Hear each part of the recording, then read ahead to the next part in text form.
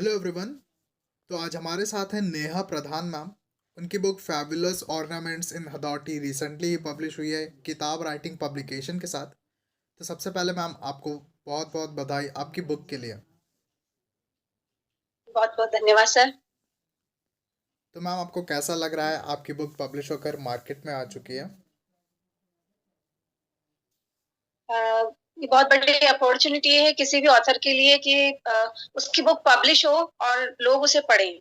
और एसडीएसएस जो टीम है उसका बहुत बहुत शुक्रिया कि वो एक नए नए इनोवेशन करती रहती है और उन्होंने एक डाला है कि वो फ्री ऑफ कॉस्ट भी उपलब्ध करवाएंगे। ले जितने भी हमारे पढ़ने वाले हैं उनको पाठकगणों को मिलेगी तो ये बहुत बड़ी चीज होती है। सब कुछ पैसा ही नहीं होता है। बस लेख आपके पाठक है उन तक बुक पहुंचनी बहुत ज्यादा जरूरी होती है। जी मैम। तो मैम अपने फैमिली बैकग्राउंड के बारे में थोड़ा ब्रीफ कर दीजिए हमारी ऑडियंस को। जी जरूर। अ, मैं नेहा प्रधान। मैं वैसे बेसिकली नेचुरोपैथी में डॉक्टरेट हूँ। ओके। और मेरे फादर भी हिस्ट्री के लेक्चरर रहे हैं और मदर भी इसी फील्ड में रही हैं, तो हमारा पूरा बैकग्राउंड ही एजुकेशन से रिलेटेड है। और मैं अभी कैरियर पॉइंट यूनिवर्सिटी में as a assistant professor work कर रही हूँ हिस्ट्री की। और हिस्ट्री ऐसी चीज है जिसको जानने में बहुत अच्छा लगता है, इसीलिए इसी फील्ड में मैं कैरियर अपना बना रही हूँ। Okay ma'am. तो मैम जैसा कि आपने बताया एक वर्किंग वुमेन है आप, साथ में राइटिंग भी कर रहे हैं, तो आप मैनेज कैसे करते हैं सारे काम को? देखिए क्या होता है, जिसे पढ़ने लिखने का शौक होता है वो किसी ना किसी तरह से मैनेज करते हैं अपने टाइम को। और ये तो ऐसी चीज है जो कभी भी एंडलेस है, मतलब एंड नहीं है इसका। जिंदगी भर इंसान कुछ ना कुछ सीखता रहता है, तो हम हर चीज सीखते हैं और हमें मैनेज करना होता है बच्चों के साथ भी। जैसे दो बेटियां हैं मेरी और हस्बैंड भी वर्किंग है, लेकिन फिर भी अगर इच्छा होती है तो नए नहीं पढ़ते हैं और उसको नाइट में या कैसे भी मैनेज कर लेते हैं जैसे भी हो। जी मैम। तो मैम आपके फैमिली मेंबर्स और फ्रेंड्स का फर्स्ट रिएक्शन क्या था जब उन्हें पता चला कि आपकी बुक पब्लिश होने वाली है? बहुत ज़्यादा अच्छा था। उनको लगा कि जब उनके हाथ में वो बुक आई और लगता है कि हमारे घर में से किसी की बुक पब्लिश हुई है, तो बहुत अच्छा रिएक्शन मिलता है। बच्चों से लेकर बड़े तक सब बहुत खुश होते हैं कि ये मम्मी का नाम है। हस्बैंड भी खुश हुए और मतलब बहुत खुश होते हैं बेटी की बुक आई है। तो ये बहुत बड़ी अपॉर्चुनिटी होती है एक इंसान के लिए कि आपने कुछ लिखा है, वो मार्केट में है, तो मतलब आप में कुछ योग्यता है तभी आप इतना कर पा रहे हैं। जी मैम। तो मैम आपकी बुक का नाम बहुत ही यूनिक है, तो आपको आइडिया कहाँ से आया इस नेम के बारे में? एक्चुअली ये मेरी डिसर्टेशन थी। जब when I was doing my MPhil, तो मेरे जो रिसर्च गाइड हैं डॉक्टर अरविंद कुमार सक्सेना सर, उन वो बहुत ही अच्छे, मतलब कहना चाहिए इतने अच्छे अच्छे टाइटल देते हैं। उन्होंने ही इसको टाइटल दिया था, क्योंकि रिसर्च गाइड है, बीइंग रिसर्च गाइड हम चाहते थे कि हमारी बुक का कुछ यूनिक नेम हो। तो हमारी जो भी बुक का नेम होता है हम एक बार उनसे कंसल्ट करते हैं, या कोई भी आर्टिकल होता है तो सर से कंसल्ट करते हैं कि सर आप बताइए इसका कोई यूनिक सा टाइटल दीजिए। तो वो हर चीज में मतलब हमें कॉपरेट करते हैं और उनका हर टाइटल जो है यूनिक होता है। हमारे हर आर्टिकल के टाइटल उनसे ही पूछकर हम करते हैं, तो इसका भी उन्होंने ही टाइटल दिया है। तो इसके लिए थैंकफुल हूँ मैं सर की कि उनके गाइडेंस के कारण ही मेरी बुक मार्केट में है और इतना अच्छा नाम दिया है उन्होंने। All right ma'am. तो जैसा कि आपने बताया कि आपको टाइटल आपके किसी एक टीचर ने दिया, तो क्या किसी और ने और किसी और कई पर्सन्स का कंट्रीब्यूशन भी है इस बुक में? देखिए कोई भी बुक होती है या किसी भी राइटिंग के पीछे बहुत लोगों का हाथ होता है। जैसे आप, ये नहीं है हिस्ट्री है, हिस्ट्री तो बहुत लोगों से मिलकर के बनती है। और हम, मेरी ये जो बुक है, ये हाड़ौती मेरा जो बर्थ प्लेस है उसके लिए एक तरीके से मेरी ट्रिब्यूट है कि उन्होंने, इसने मुझे जन्म दिया है और जन्मस्थली है, तो इसके लिए मेरा कुछ फर्ज बनता है। तो इसीलिए मैंने इस पे लिखना स्टार्ट किया है और अभी भी मैं हाड़ौती पे ही वर्क कर रही हूँ, क्योंकि हाड़ौती हमारे जो पर्यटन के क्षेत्र में बहुत बड़ा नाम, एक नेम एंड फेम गेन करता जा रहा है। तो मैं चाहती थी कि इसमें करें, तो इसमें बहुत लोगों का योगदान है। बहुत सारे ऐसे लोग हैं, जैसे बूंदी में है श्री ओम प्रकाश शर्मा कुकी हैं, झालावाड़ में ललित शर्मा भैया हैं। तो बहुत सारे, इसके अलावा रणवीर सिंह सोढ़ी हैं। उन लोगों ने मुझे बहुत कॉपरेट किया इसकी हिस्ट्री लिखने में। इसके अलावा वर्धमान ओपन यूनिवर्सिटी है, कोटा यूनिवर्सिटी है, वहाँ की जो लाइब्रेरी है वो बहुत रिच है। तो वहाँ से मैं जो मैटर मिला उससे मैं पूरी एक ओवरऑल जो कंसेप्ट है वो ले पाई और हाड़ौती की जितने भी ऑर्नामेंट्स हैं उनके लिए फिर मैंने सोचा कि कुछ उनको एक सीक्वेंस में रखा जाए। जी मैम, आपने ये हिस्ट्री को सबके सामने लाकर बहुत ही अच्छा काम किया है। धन्यवाद। तो मैम आपने लिखने की शुरुआत किस एज में कर दी थी? ये तो एक्चुअली क्या होता है कि कहते हैं ना फूट के भाव पालने में नज़र आते हैं। एक्चुअली हमारे बैकग्राउंड में ननसाल में मेरे क्या है सारे मामा ही ना पत्रकारिता से जुड़े हुए हैं और इसीलिए मुझे उनको देख-देख के क्योंकि वो घर पे आते रहते थे तो शौक था और मैंने पीजीएमसी किया हुआ है मतलब पत्रकारिता में मैंने बैचलर की हुई है और 6 साल तक मैंने काम किया है इस फील्ड में राजस्थान पत्रिका, भास्कर सभी के साथ जुड़ी हूँ मैं। उनमें भी मैंने रिपोर्टिंग की है। तो और भास्कर में जिला सब एडिटर रही हूँ। तो वहीं से मतलब डेवलप होता गया और आर्टिकल्स वगैरह पब्लिश होते गए। धीरे-धीरे लगा कि मार्केट में कुछ आना चाहिए ऐसा अगर लिखते हैं तो हमें हमारे कुछ कंट्रीब्यूट करना चाहिए। तो इसीलिए मैंने फिर बुक लिखना स्टार्ट किया। तो एक ये मेरी सेकंड बुक है, पहली बुक भी मेरी हाड़ौती पर ही है। पूरी है मतलब हाड़ौती ओवरऑल ऐसे नहीं लिया है, अलग-अलग है अभी मेरी बूंदी राज्य का इतिहास है। ये सेकंड बुक है और अभी मेरी 2 बुक क्यू में है। जी मैम। तो मैम आपका फेवरेट ऑथर और फेवरेट बुक कौन सी है? फेवरेट देखिए हिस्ट्री में तो ऐसा कोई राइटर अभी तक ऐसे हुआ नहीं है कि फेवरेट हो वैसे मथुरालाल शर्मा जी हैं वो लिखा है लेकिन वो उस मतलब कहना चाहिए पीरियड के हिसाब से उन्होंने बहुत अच्छा लिखा है लेकिन अब इस पीरियड के हिसाब से हिस्ट्री काफी चेंज हो चुकी है और उसका लिखने का मेथड चेंज हो चुका है उस टाइम की जो लैंग्वेज थी और अब के टाइम की जो लैंग्वेज है उसमें बहुत ज्यादा अंतर है पहले नागरी चला करती थी अब हिंदी चलती है तो ऐसे तो उपन्यास मेरे को पढ़ने का बहुत शौक रहा है और शरद चंद्र जो हैं वो मेरे फेवरेट राइटर रहे हैं तो शरद चंद्र जी की जो जीवनी लेखनी है या महादेवी वर्मा है उनसे मैं थोड़ा सा इन्फ्लुएंस्ड हूँ और उन्हीं को अपनाने की कोशिश करती हूँ कि मेरी शैली में भी वही झलक आए जो उनके उसमें है। Okay ma'am. तो मैम अगर आपको किन्हीं 3 लोगों के नाम लेने हो, apart from the writing field, कोई 3 लोग जिनका सबसे ज़्यादा योगदान रहा आपकी राइटिंग की जर्नी में, जिन्होंने आपको सबसे ज़्यादा इंस्पायर किया है, तो वो 3 लोग कौन होंगे?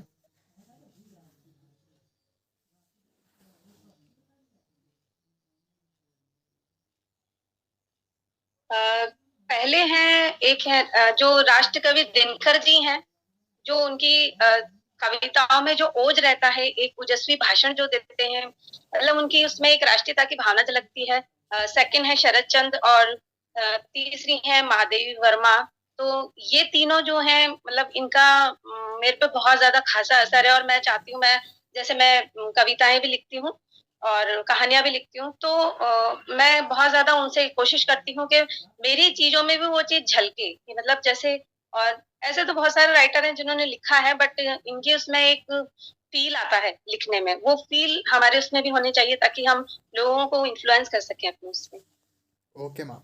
तो मैम अगर राइटिंग की फील्ड के बाहर, राइटिंग की फील्ड के अलावा किन्हीं 3 लोगों के नाम लेने हो जिन्होंने आपको सबसे ज़्यादा इंस्पायर किया हो, आपके फैमिली मेंबर्स हो सकते हैं, आपके फ्रेंड्स हो सकते हैं, तो वो कौन होंगे?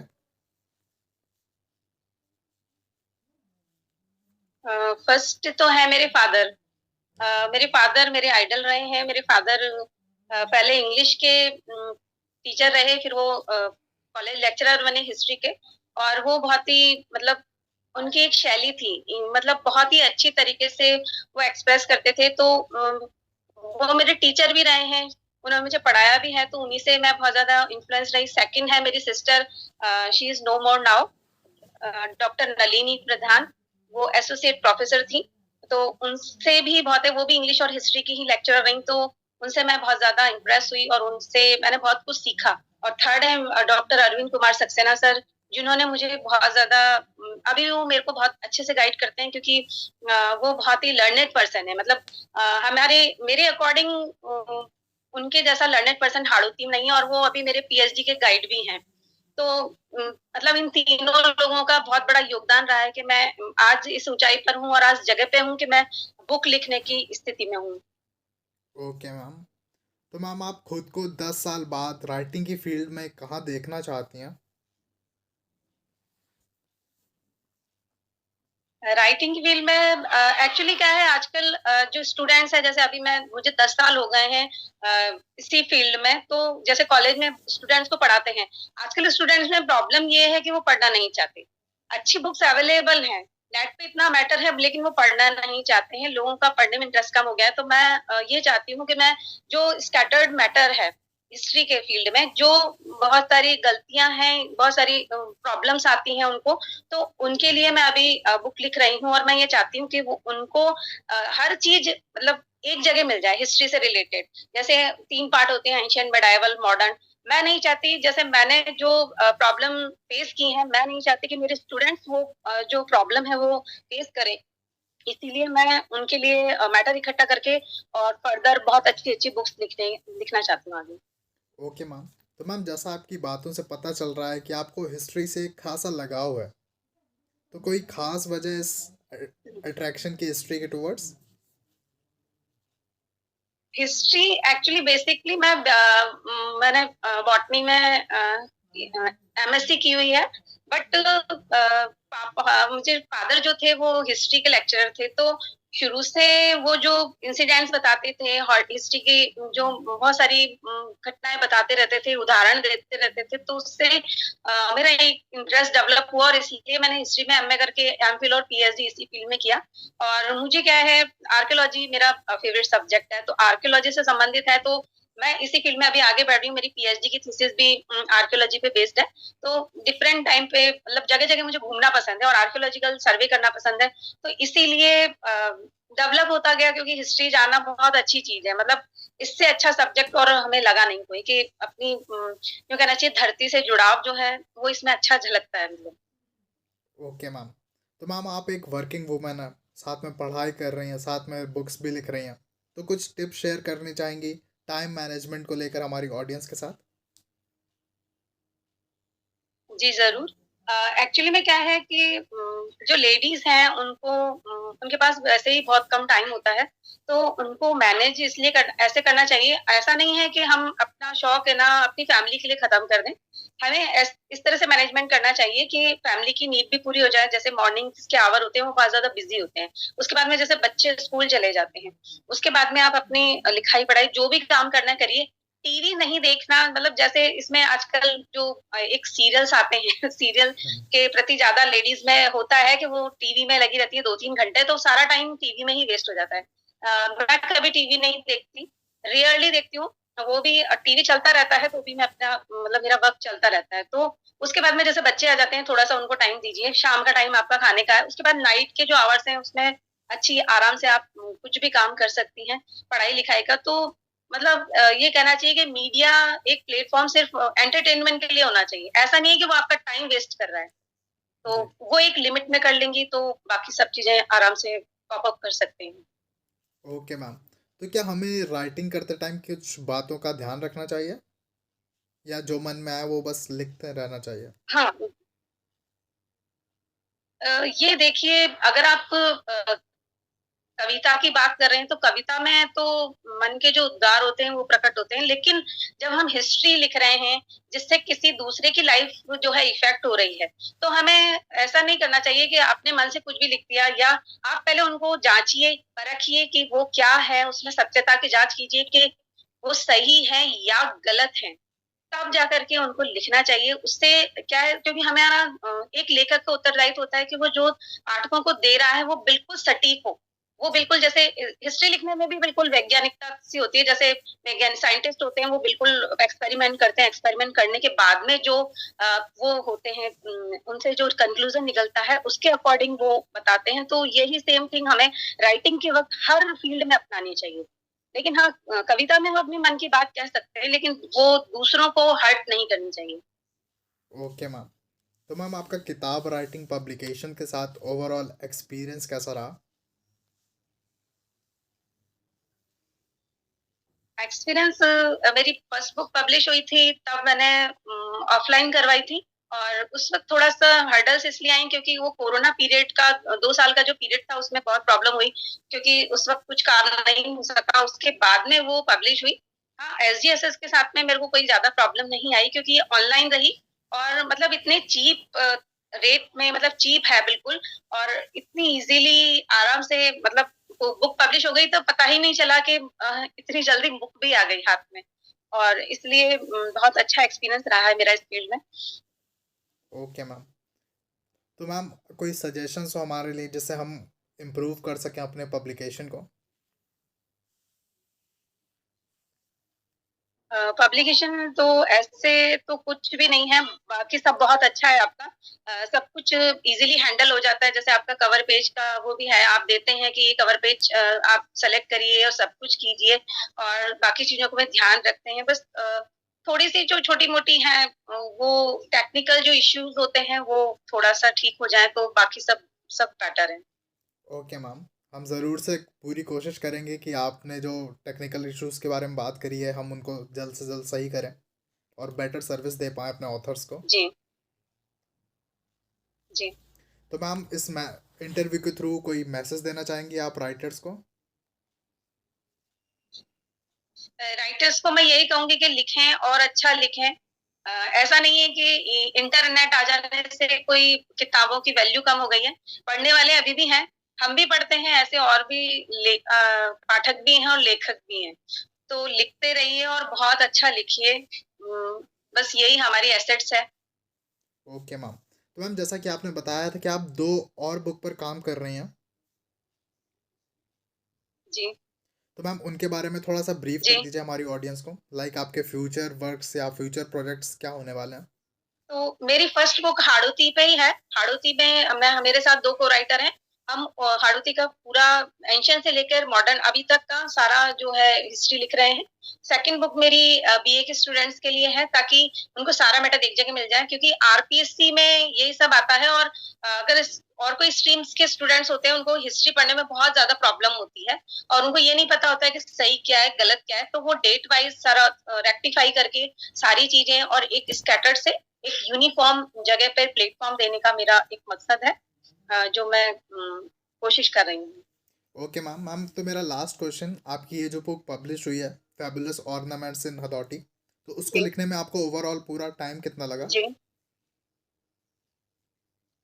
जैसे मैंने आपको बताया कि ये मेरी एमफिल की डिसर्टेशन थी, और क्योंकि मुझे ऑर्नामेंट्स बहुत अच्छे लगे, मुझे मतलब मैंने हाड़ौती की किसी भी चीज़ को छोड़ने की कोशिश नहीं की, हर चीज़ को टच किया है। तो ये ऑर्नामेंट्स के लिए मेरे को कम से कम मैंने एमफिल के पहले 2.5 साल पहले से स्टार्टिंग कर दी थी। राजस्थान की जितनी भी जगह मैं घूमने जाती थी या जहाँ भी जाती थी, वहाँ मुझे जब भी मौका मिलता था कालबेलिया या कोई सी भी कम्युनिटी का, उनके मैं फ़ोटो खींच लेती थी, और उससे उनसे मैं इन्फॉर्मेशन ले लेती थी, उनके इंटरव्यू लेती थी। उसको करते-करते फिर एमफिल में मुझे ज़्यादा प्रॉब्लम नहीं आई, क्योंकि मेरे पास ऑलरेडी मैटर था।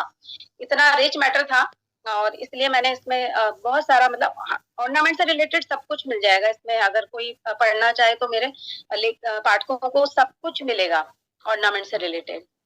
ओके मैम, तो हम चाहेंगे कि आपकी फ्यूचर बुक्स भी हमारे पब्लिकेशन के साथ जल्द से जल्द पब्लिश हों। जी, ज़रूर। जी। तो मैम एक बार फिर से आपको बहुत-बहुत बधाई आपकी बुक के लिए। जी, धन्यवाद सर। Thank you ma'am.